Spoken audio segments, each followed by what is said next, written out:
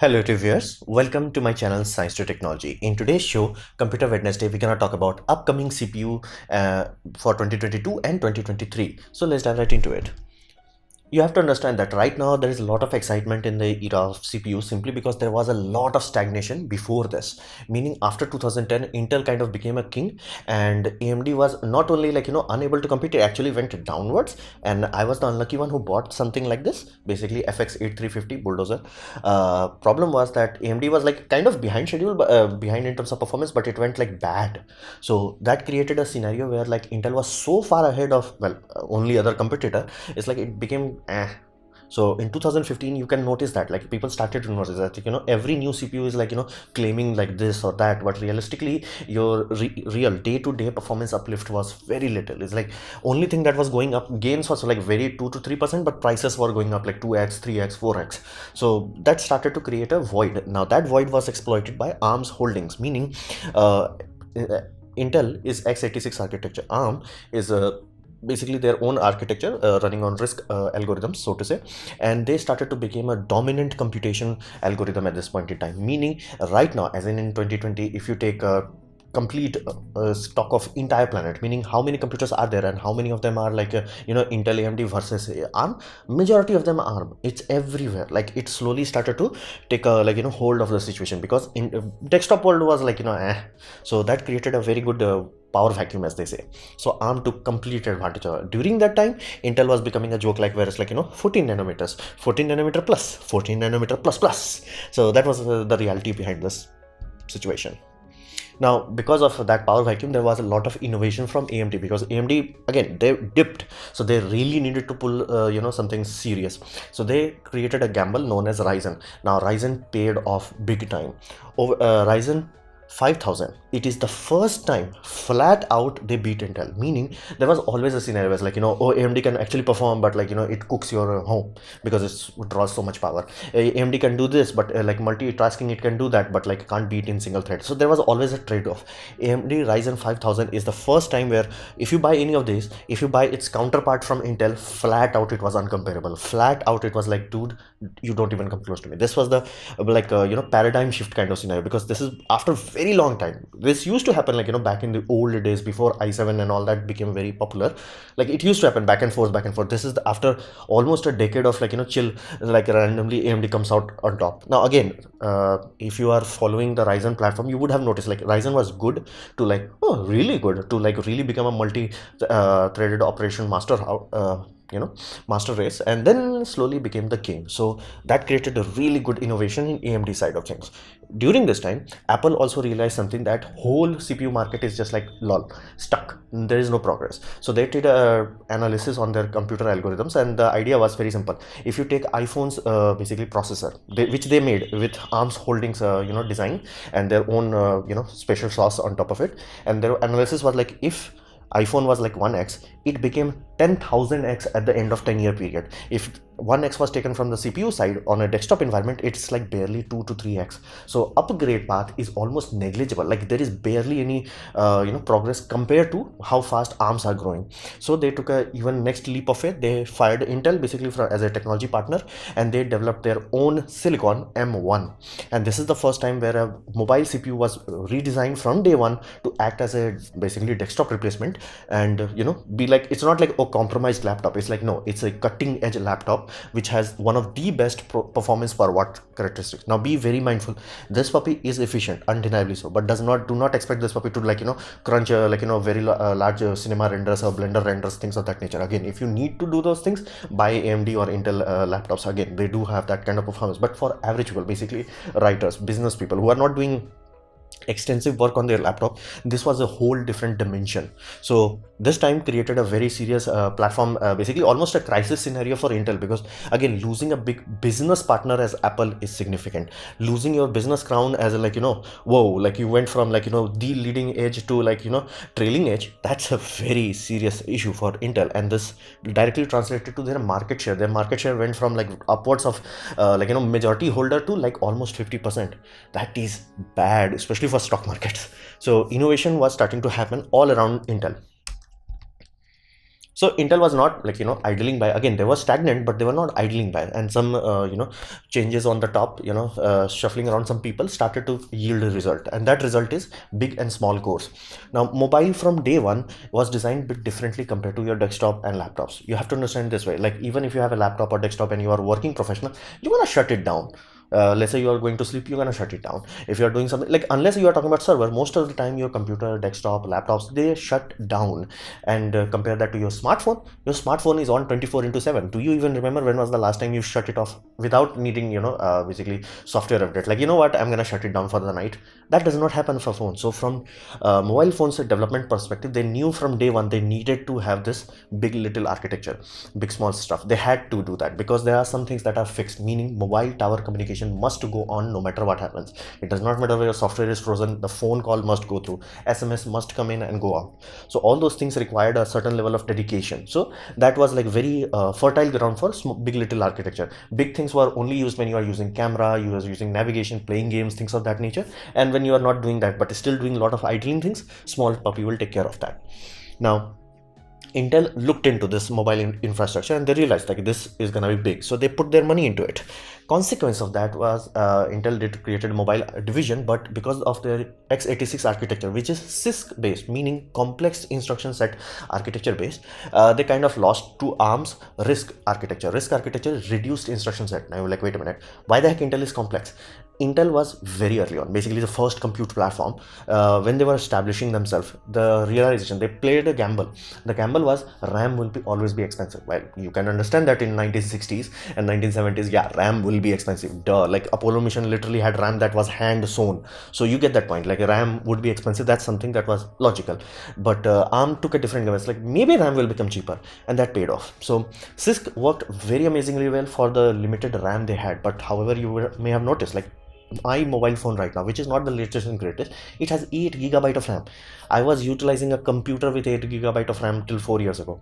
So RAM started to go down in prices and ARM really started to utilize that. RISC architecture is far more efficient if you have the RAM for it. In that scenario, it will bit slap basically x86 with CISC architecture. And that's another thing. That's why Apple is also jumping from, Apple actually did back and forth too many times. They went from RISC to CISC to RISC again. Apple earlier used to use Motorola CPUs, then they went to Intel, now they're going back to RISC architecture. And that's why the third ecosystem that is developing right now, that RISC 5 architecture, that's also RISC, because again it's far more efficient. People have realized that CISC is not, it was like built for a limited infrastructure, but right now in terms of computation we have GG amounts of infrastructure, so it's like almost a hindrance. And that's why when Intel really launched their mobile phone divisions, it really did not catch on. It was like, I know 1 or 2 people who had used this, but it was like barely able to do anything. So Intel kind of lost it. However, Intel did not abandon this as in throw away. They took that research R&D they tried to do, and they tried to incorporate that in desktop puppy. Now this desktop puppy has P cores, which are performance cores, and E cores, efficient core. So the idea behind this is like you're gonna have many tasks that is running on your desktop. Again, it's not a black and white as your mobile phone, but it still has tasks like maintaining clock cycles, maintaining update cycles. All those things can be done on E cores. But when you're playing games, you need to crunch some serious data, you can utilize P cores. And if you're copying file, again you utilize E cores. So you get that point. Like there are some things. However, consequence of this is like, because Android from day one knew this, like you need to have two independent infrastructure. The OS is developed simultaneously as Qualcomm was developing the Snapdragon series. So there was much better synergy in that, and iPhone has got tier synergy.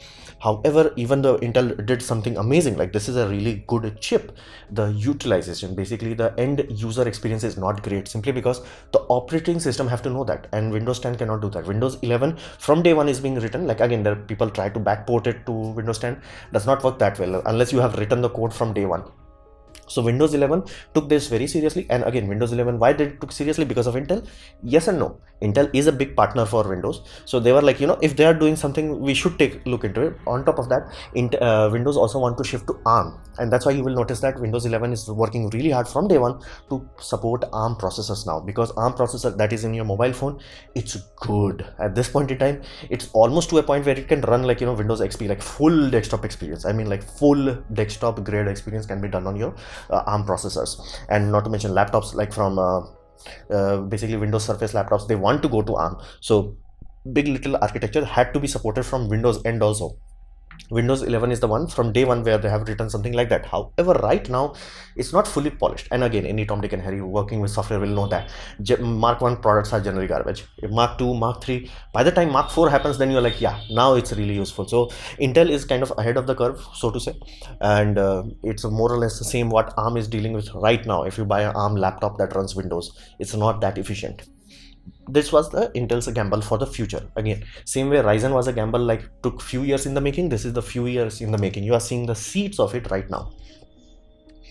So what we can expect as of now, if you have boatload of money in your bank account and you need a good laptop, what can you do? You have to buy AMD. Now, why is that? Well, AMD has jumped to Ryzen 3 Plus at this point in time and RDNA 2. Now, RDNA 2 is a very big success story for AMD, because while AMD does have bought ATI, which used to make graphics division, that really did not turn out well, and NVIDIA bitch slapped AMD hard.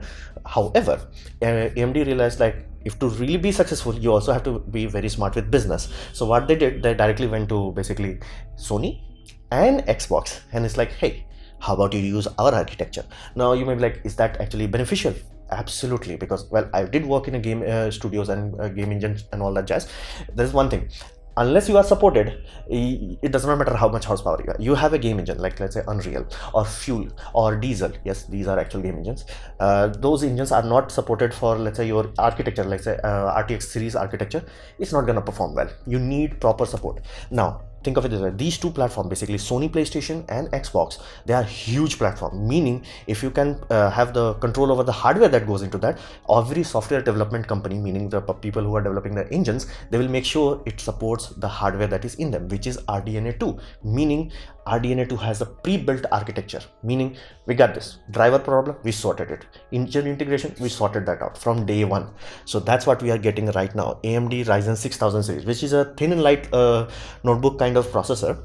Now here's the, this puppy has performance that is equivalent to almost GTX 1060. Let that sink in. GTX 1060 level performance. Again, it's not like, RTX 3070 performance. No, hell no. Because again, there is a wattage limitation.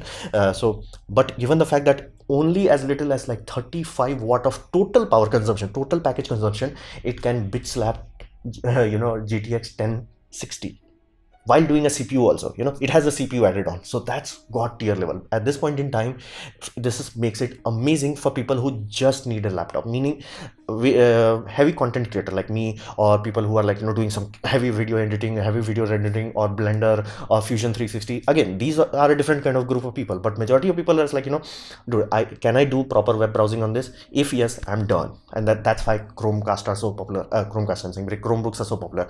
In those sort of environment, this bitch slaps everything that Intel has, because of the horsepower this puppy has. It's on a whole different level. And at this point in time, all laptops are limited by one fundamental factor, which is TDP, meaning total thermal dissipation. Meaning you can buy from Acer laptop, which could have really good silicon, but if it has garbage thermal dissipation system, yeah, good luck with that. That's the whole problem right now. Laptops have reached the upper limits of what can be physically cooled. Flat out thermal is the biggest limitation, and there are some talks in this behind the scene where they are actually trying to create a standard where they'll have a liquid cooling as a practical add-on. Meaning, if you really want to use it as a what we call desktop replacement, just plug this small thing in. LTT have showed a demo about that, and again, it has to be done. There is no other way of having desktop grade equipment running in this small spaces. Physics does not allow that. Even if you have USB power delivery that can pump 200 watts of power, there is not enough space to dump 200 watts of heat.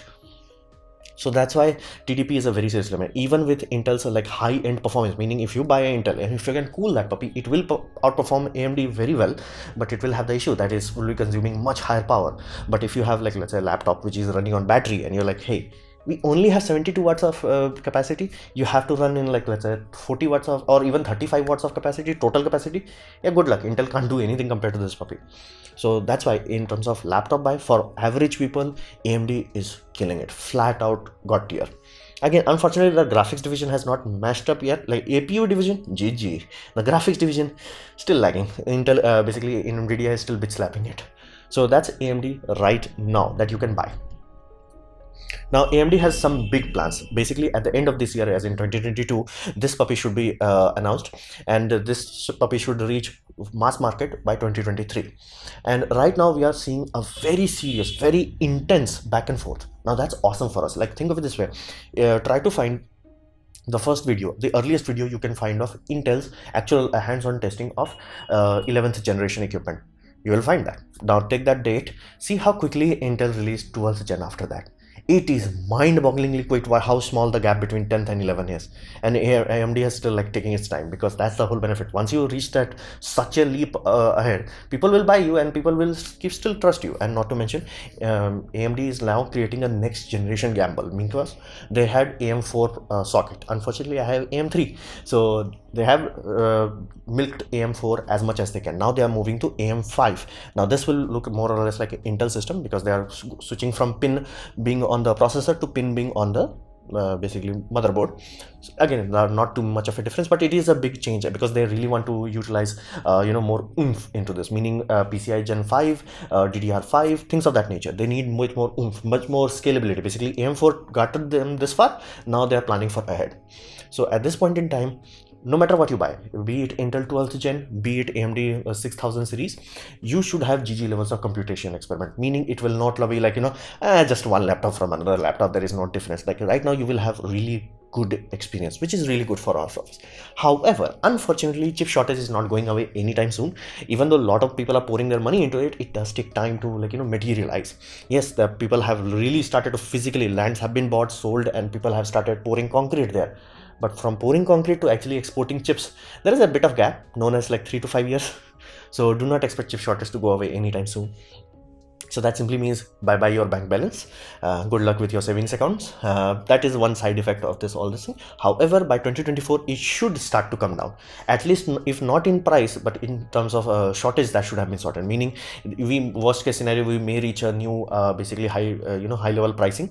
Pricing will not go down because of inflation, and like again, if people get used to it, company will like, why will we reduce it? However, shortage should go away. Meaning you can buy it. Yeah, right now you have another issue. It's like, even if you have GG amounts of bank balance, it's like, who would give you the card? It's like most of the time it's out of stock. So we should get better results in 2024. At that point, all of the new investments should start to pay up. So this is the upcoming years. So this was my presentation on the CPU wars of 2022. Hopefully you have liked it, learned from it. In that case, please click the like button, share it amongst your friends. That will help me a lot. If you didn't like it, didn't enjoy it, I urge you to press dislike, press it twice to show my extra disappointment.